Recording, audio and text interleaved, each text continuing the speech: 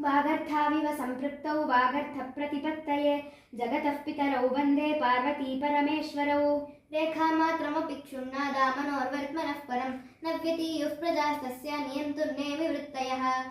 यथा विधिहुताग्नीनां यथा कामार्चितार्थिनां यथा पराधदण्डानां यथा कालप्रबोधिनां। निशम्य चैनां तपसे कृतोद्यमां सुतां गिरीश प्रतिसक्तमानसाम् उवाच मेना परिरभ्य वक्षसा निवारयन्ती महतो मुनिव्रतात्। तस्यास्तिक्तैर्मदगजवनैर्वासितं वान्तवृष्टिः जम्बूकुञ्जप्रतिहतलयं तोयमादाय गच्छेः अन्तः सारङ्घनतुलयितुं नानिलः शक्ष्यति त्वां रिक्तः सर्वो भवति हि लघुः पूर्णता गौरवाय। यथा प्रसिद्धैर्मधुरं शिरोरुहैः जटाभिरप्येवमभूत्तदाननं न षट्पदश्रेणिभिरेव पङ्कजं सशैवलासङ्गमपि प्रकाशते।